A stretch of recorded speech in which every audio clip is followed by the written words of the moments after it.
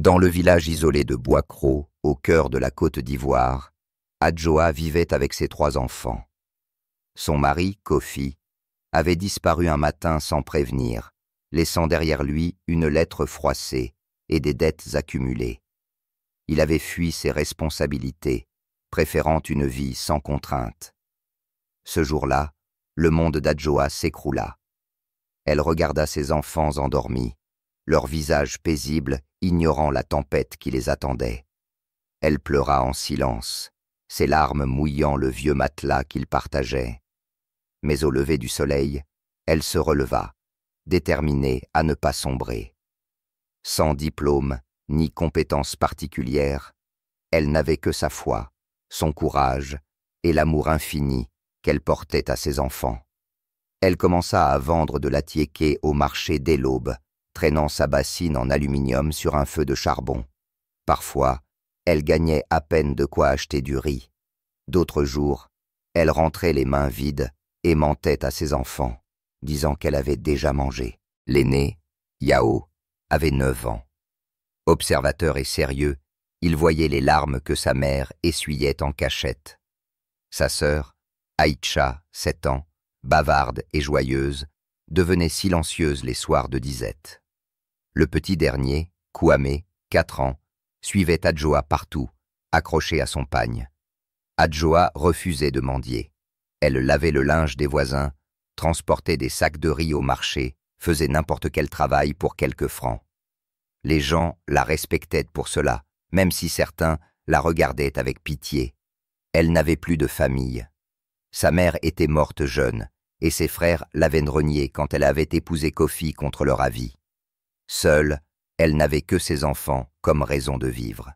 Mais un soir, alors que la pluie fouettait les toits de tôle, ce ne fut pas la faim qui frappa à leur porte, mais la maladie. Yao, brûlant de fièvre, grelottait sur leur unique matelas. Le vent soufflait fort ce soir-là quand Yao s'effondra, brûlant de fièvre. Adjoa, le cœur serré, le porta sur son dos jusqu'au dispensaire du village. Le diagnostic tomba. Paludisme sévère. Les médicaments coûtaient cher. Sans hésiter, Adjoa revint chez elle et fouilla sous le lit, en tirant une petite boîte en fer rouillé. Elle y gardait son dernier trésor, des boucles d'oreilles en or, dernier souvenir de sa mère. Au marché noir, elle les vendit pour une poignée de billets froissés. Les nuits à l'hôpital furent longues. Assise sur un tabouret bancal, Adjoa pria sans cesse, les lèvres murmurant des versets bibliques, tandis que sa main caressait le front moite de Yao. Parfois, elle s'endormait d'épuisement, la tête contre le mur, pour se réveiller en sursaut au moindre gémissement de son fils. Le 3e jour, enfin, Yao ouvrit les yeux. Faible, il chuchota. « Maman !» Adjoa éclata en sanglots, le serrant contre elle comme s'il pouvait disparaître. Le médecin hocha la tête, impressionné. « Vous êtes une guerrière, madame. » Elle ne répondit pas, trop submergée par le soulagement. De retour à la maison, Aïcha et Kouamé se blottirent contre leur frère, effrayés par sa pâleur. Adjoa prépara une soupe épicée, y ajoutant les derniers morceaux de poulet qu'elle réservait pour les jours de fête. Ce soir-là, malgré la fatigue, elle veilla jusqu'à l'aube, épiant la respiration régulière de Yao. Dans l'obscurité, elle fit une promesse silencieuse. « Plus jamais, je les protégerai, quoi qu'il m'en coûte. » Le typhus vaincu, Adjoa crut respirer enfin, jusqu'à ce bulletin scolaire que Yao rapporta un après-midi, premier de sa classe. « Maman, regarde !» Premier de sa classe. Adjoa lut et relut le bulletin, traçant du doigt les notes comme pour s'assurer qu'elle ne rêvait pas. Elle vendit 2 de ses pagnes les moins usés pour lui acheter un cahier neuf. « Tu seras quelqu'un, mon fils » murmura-t-elle en lui passant la main dans les cheveux. Yao la regarda, grave. « Je serai médecin, pour que plus personne ne souffre comme toi. » Aïcha, elle, aidait au marché après l'école. Un après-midi, une cliente riche, impressionnée par son sourire, lui offrit un stylo à encre. La fillette le garda comme un trésor, écrivant ses leçons sur des emballages récupérés. Kwame, à 6 ans, calculait déjà mieux que les vendeurs du marché. Un jour, il corrigea le compte d'un commerçant, évitant à Adjoa de se faire voler. Les clients rirent, étonnés. « Ton petit est un génie !» Adjoa sourit, fier, mais son cœur se serra. L'école coûterait cher. Ce soir-là, en rentrant, elle trouva un billet de 500 francs glissé sous la porte. Un anonyme, peut-être une voisine. Elle hésita, puis l'enfouit dans une fente du mur. Pour les frais de scolarité, décida-t-elle. La honte brûlait, mais l'espoir était plus fort. Les saisons passèrent, apportant leur lot de défis et de petites victoires. Un matin, une enveloppe officielle atterrit dans leurs mains calouses, scellant le destin de Yao, le concours national. L'annonce arriva un jeudi. Yao était sélectionné pour le concours national de mathématiques à Abidjan. Adjoa, les mains tremblantes, lut la lettre à voix haute. « Il faut 15 000 francs pour le voyage », murmura-t-elle. Une fortune. Elle parcourut le village, proposant de laver, cuisiner, réparer n'importe quoi. Une nuit, elle frappa à la porte de M. Koné, l'usurier. « Je peux nettoyer votre boutique pendant 1 mois, proposa-t-elle, évitant son regard appuyé. Il ricana, mais accepta. Pendant des semaines, elle frotta les sols graisseux de sa boutique, les mains rongées par la soude. Le jour du départ, le bus pour Abidjan klaxonna devant la case, soulevant un nuage de poussière rouge. Yao serra contre lui son sac en toile bourré de livres, les épaules déjà voûtées sous le poids de la tente. Adjoa ajusta le col de son uniforme scolaire, acheté d'occasion au marché. Un fil dépassait près de l'épaule. Elle tira dessus machinalement, comme si réparer ce bout de tissu pouvait retarder l'inévitable.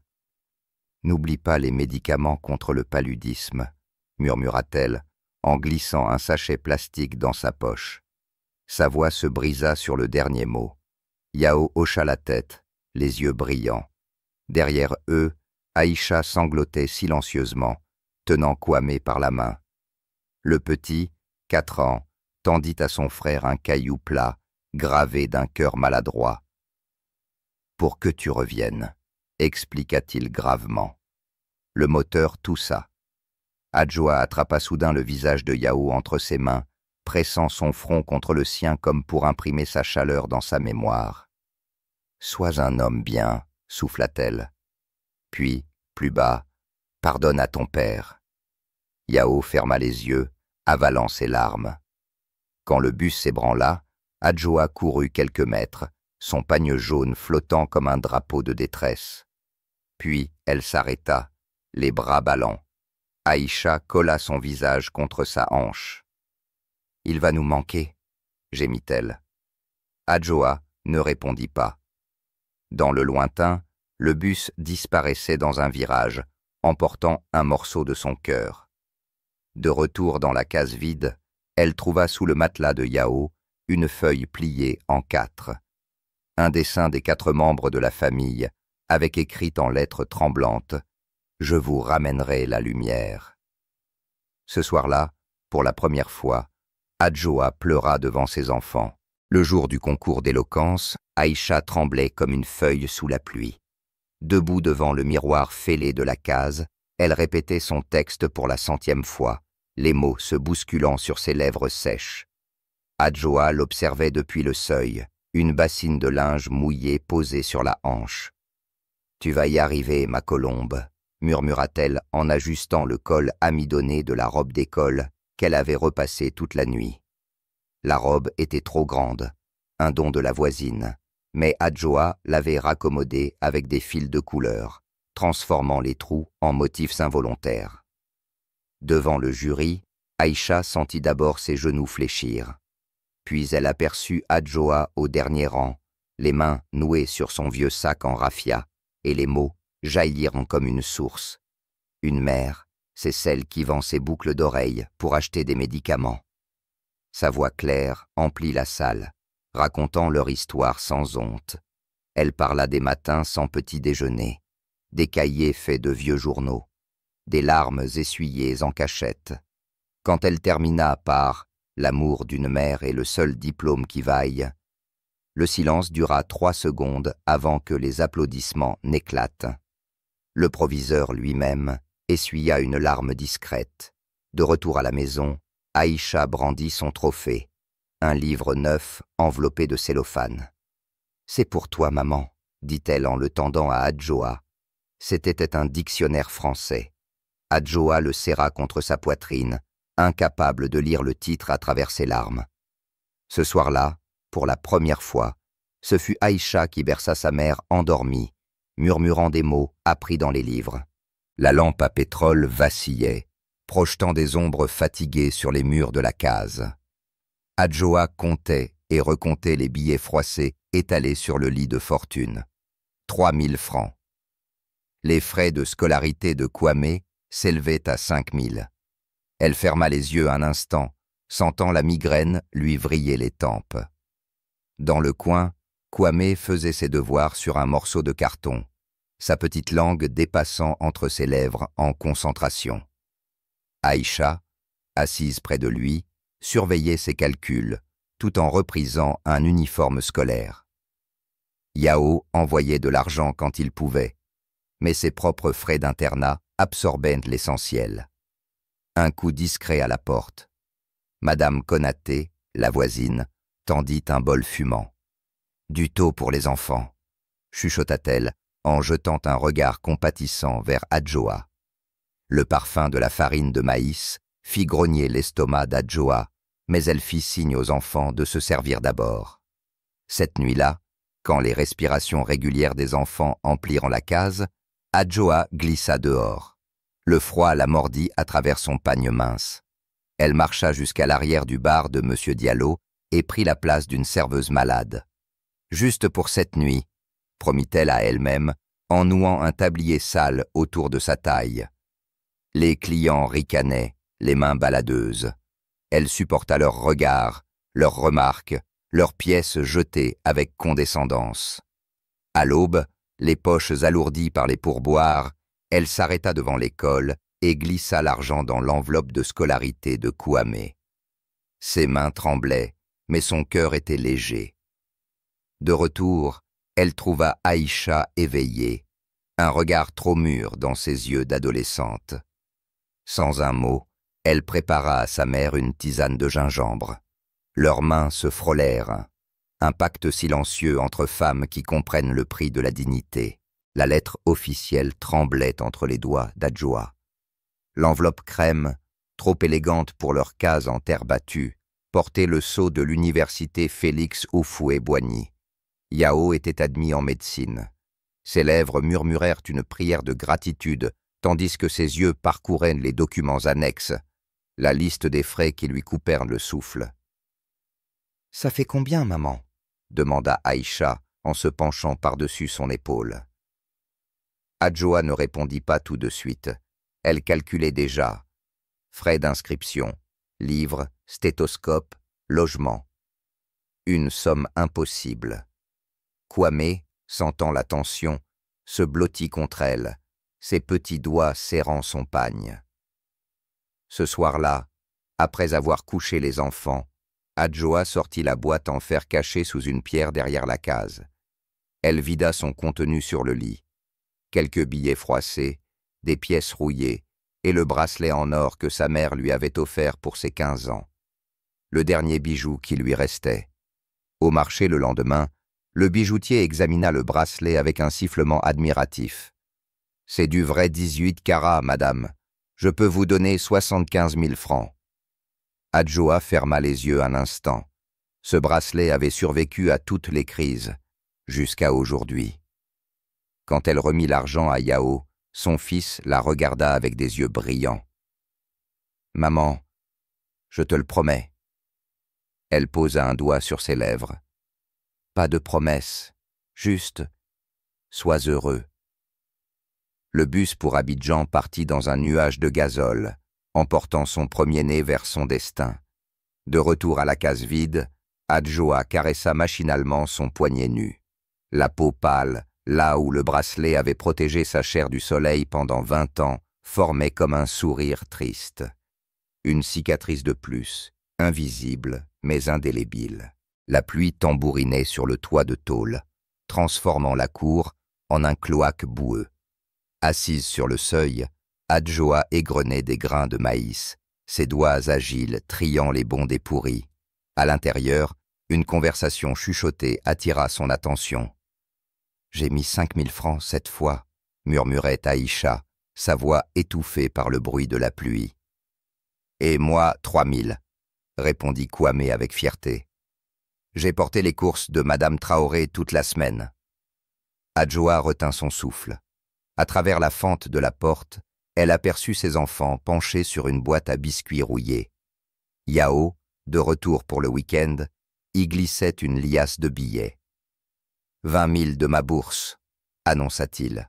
« Ne dites rien à maman. » Son cœur se serra. Elle recommença à trier le maïs plus bruyamment pour leur signaler sa présence. Quand ils sortirent, souriants et trop innocents, elle feignit l'ignorance. Ce soir-là, tandis que la famille partageait un maigre repas, Adjoa observa ses enfants avec un mélange de fierté et de tristesse. Leurs mains calleuses, leurs yeux cernés par les études et les petits boulots. Ils grandissaient trop vite. Dans leur sommeil, elle glissa doucement vers leur cachette. La boîte était lourde. Elle l'ouvrit juste assez pour voir l'argent soigneusement empilé, un bout de papier griffonné posé dessus. Pour la maison de maman. Une larme tomba sur le mot « maman », faisant baver l'encre. Adjoa referma la boîte sans prendre un seul franc, le cœur gonflé d'un amour si violent qu'il lui faisait mal. Elle retourna se coucher, sachant désormais que ses sacrifices avaient germé en une moisson d'amour inattendue. Le soleil tapait dur sur le chantier ce matin-là. Adjoa, son pagne retroussé jusqu'aux genoux, mélangeait elle-même le ciment sous les regards amusés des maçons. « Madame, laissez-nous faire », protestait l'entrepreneur. Mais elle secouait la tête, déterminée à poser la première pierre de cette maison qui porterait leurs rêves. Les enfants avaient tout organisé en secret pendant des mois. Yao avait négocié les plans avec l'architecte. Aïcha avait choisi les couleurs des carreaux. Kwame, du haut de ses 12 ans, supervisait les livraisons de matériaux avec une autorité surprenante. Quand les murs commencèrent à s'élever, le quartier entier vint observer. « Une vraie maison en dur !» s'exclamait la vieille Aminata en tapant son bâton contre le sol. Certains murmuraient que c'était de la folie pour une vendeuse d'Atiéké. D'autres, les yeux brillants, demandaient à toucher les parpaings comme pour s'assurer qu'ils étaient bien réels. Le soir du coulage de la dalle, Adjoa resta seule sur le chantier.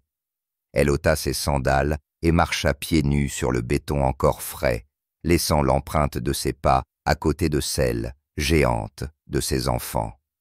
La lune éclairait ses larmes silencieuses, tandis qu'elle traçait dans le ciment leurs initiales entrelacées. A, X, A, K. Une famille scellée dans la pierre. Quand les enfants la retrouvèrent endormie sur un sac de ciment, ils la portèrent à la maison voisine sans la réveiller. Dans son sommeil, Adjoa sourit. Elle rêvait peut-être de portes qui ne grinçaient plus, d'un toit qui ne fuyait plus, de murs assez solides pour abriter tous leurs espoirs. Le jour J, Adjoa se réveilla avec l'impression étrange que quelque chose avait changé. « Habille-toi bien », lui avait ordonné Yao la veille, mystérieux. Elle enfila son pagne du dimanche, celui au motif jaune et vert qu'elle réservait pour les grandes occasions, et noua soigneusement son foulard. Aïcha arriva les yeux brillants, une écharpe en soie à la main. « Pour tes yeux », dit-elle en bandant délicatement le tissu sur le visage de sa mère. Adjoa sentit des mains la guider vers l'extérieur, puis l'aider à monter dans un véhicule dont l'odeur de neuf lui piqua les narines. « Attention aux marches », chuchota Kwame tandis qu'il marchait lentement. Un parfum de fleurs et de peinture fraîche flottait dans l'air. Adjoa perçut des murmures étouffés, des respirations retenues. Quand on lui retira son bandeau, elle cligna des yeux sous la lumière. Devant elle se dressait une maison ocre aux volets bleus, entourée d'un petit jardin où poussaient déjà des plants de tomates. Sur le perron, un arc de ballon tremblait dans la brise. La foule assemblée, voisins, amis, anciens professeurs, éclata en applaudissements. Adjoa porta les mains à sa bouche. Ses jambes fléchirent. Ce fut Yao qui la rattrapa, ses bras de médecin aussi solides que son enfance l'avait été fragile. « Bienvenue chez toi, maman », murmura-t-il à son oreille. Dans le hall, un miroir refléta soudain son visage ravagé par l'émotion.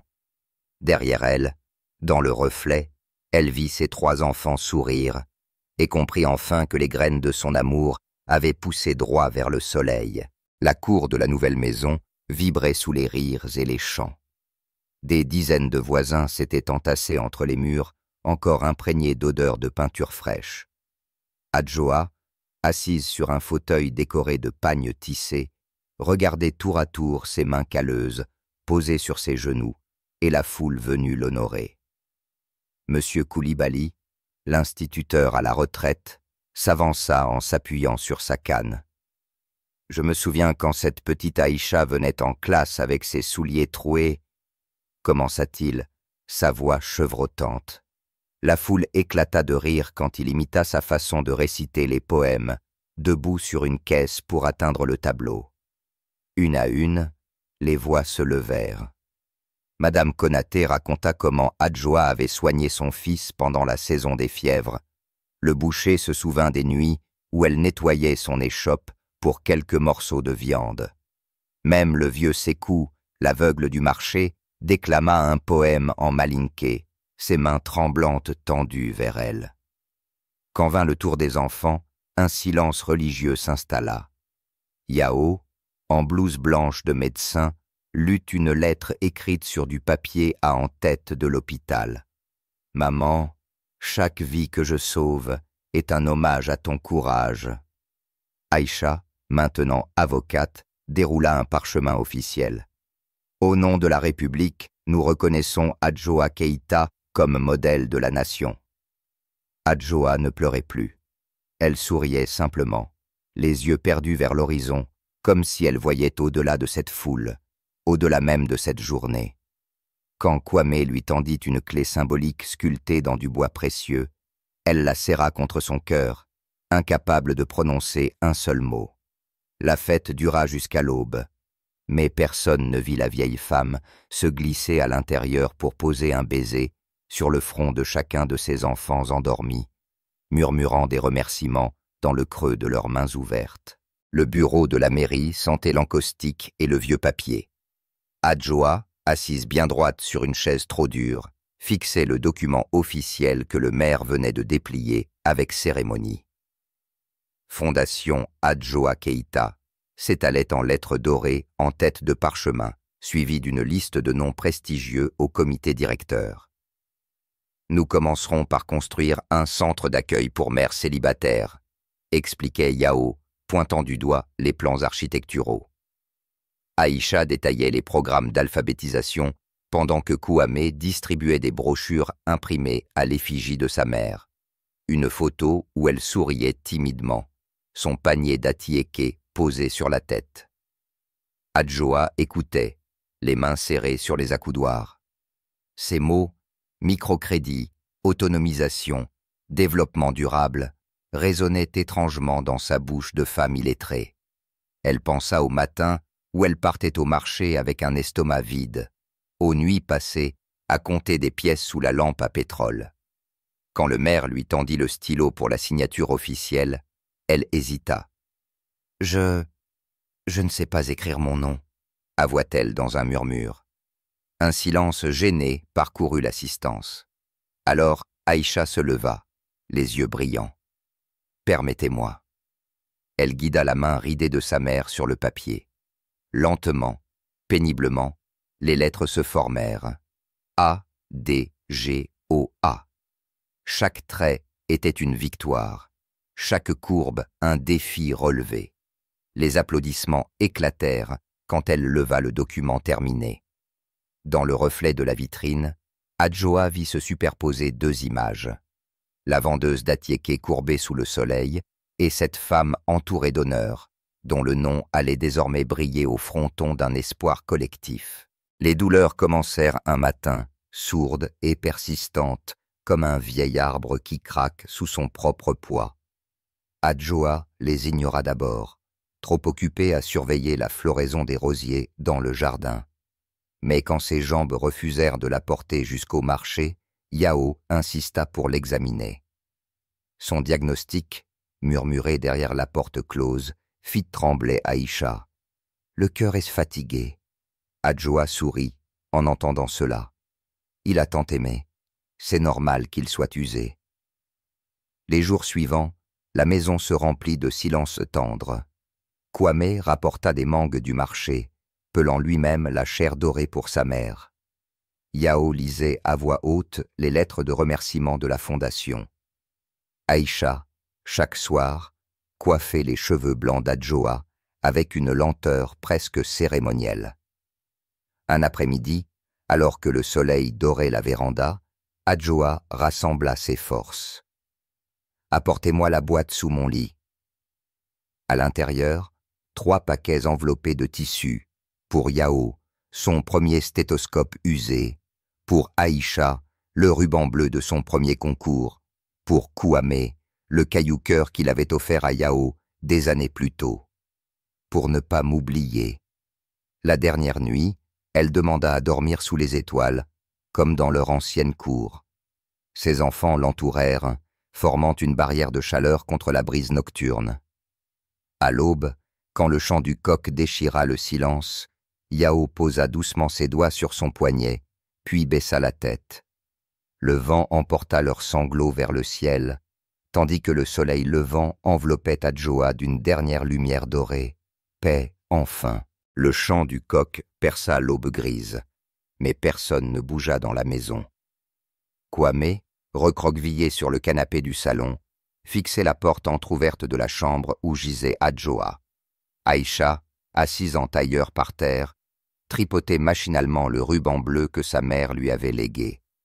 Yao, debout devant la fenêtre, observait les rosiers du jardin que personne n'avait arrosés ce matin-là. Un coup timide à la porte. Madame Konaté entra, portant un plateau de café et de pain frais. Personne n'y toucha. La vieille voisine ne dit rien, se contentant de poser une main rugueuse sur l'épaule de Yao avant de disparaître dans la chambre. Les heures passèrent, figées. Ce fut le bruit des pelles dans la cour qui les tira de leur torpeur. Par la fenêtre, ils virent une dizaine d'hommes du quartier creuser silencieusement sous l'arbre à karité qu'Adjoa aimait tant. Le vieux Sékou, bien qu'aveugle, supervisait les travaux, sa canne tapant la mesure comme un métronome de peine. Aïcha se leva soudain, attrapa le panier d'Atiéké accroché derrière la porte et le vida sur la table. « Elle voudrait qu'on mange, » dit-elle d'une voix rauque. Kwame mordit dans le pain sec, les larmes coulant librement sur ses joues. Yao but une gorgée de café et le recracha. Personne ne le préparait comme Adjoa.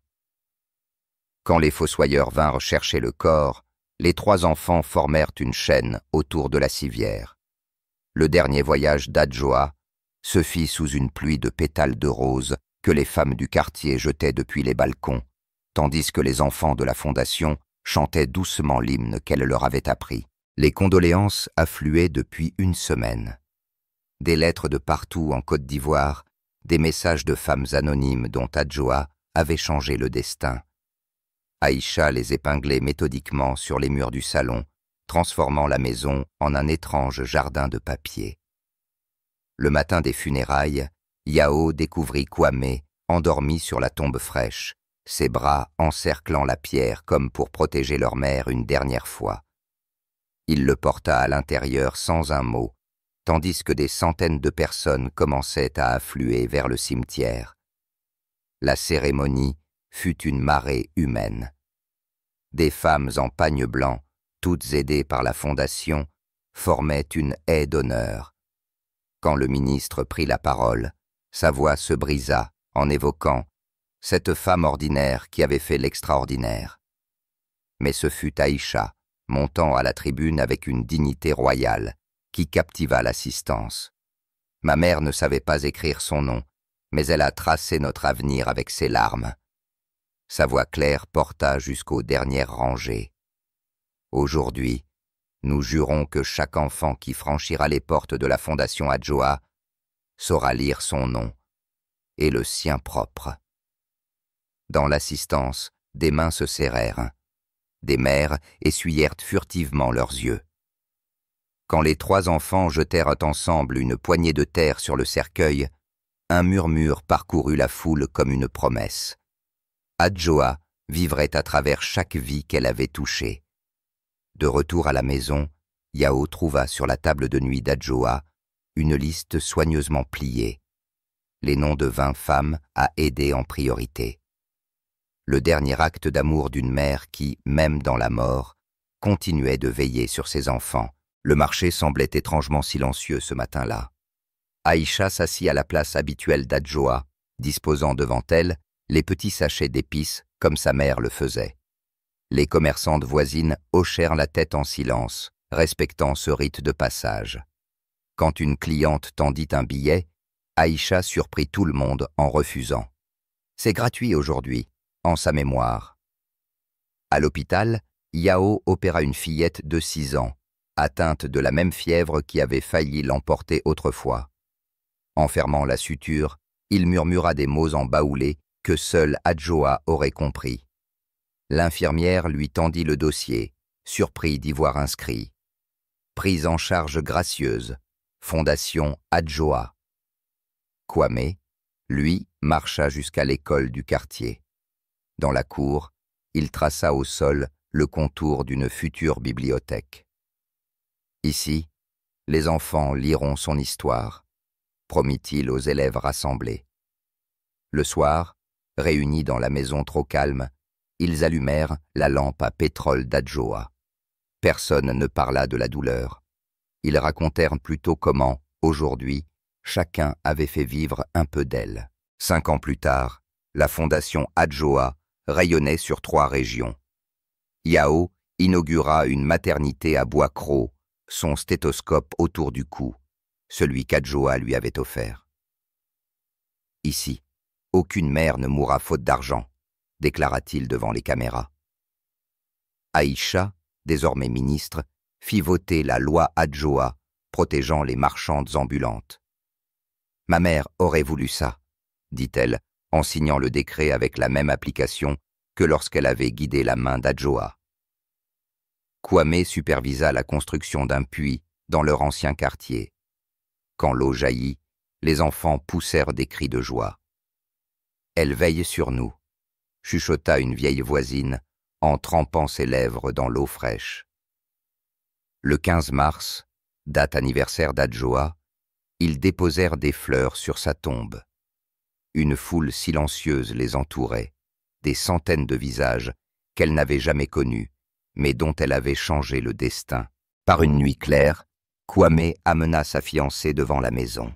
« C'est ici que tout a commencé », dit-il en lui montrant la case en terre devenue musée.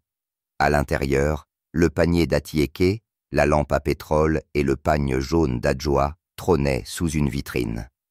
Yao, marié et père de 2 filles, leur avait donné le prénom d'Adjoa et Aïcha, pour qu'elles n'oublient jamais d'où elles viennent. Aïcha, assise sous l'arbre à karité, feuilletait un album photo. Soudain, elle s'arrêta sur une image. Adjoa riant aux éclats, un morceau de pain à la main. « Regardez comme elle était belle », murmura-t-elle. Cette nuit-là, ils rêvèrent tous d'elle. Non pas la vieille femme fatiguée, mais la jeune mère courageuse, ses yeux brillants d'un espoir qu'elle leur avait transmis. Au petit matin, les cloches de l'école Adjoa Keita sonnèrent. Une nouvelle génération allait apprendre à lire, à compter, à se battre.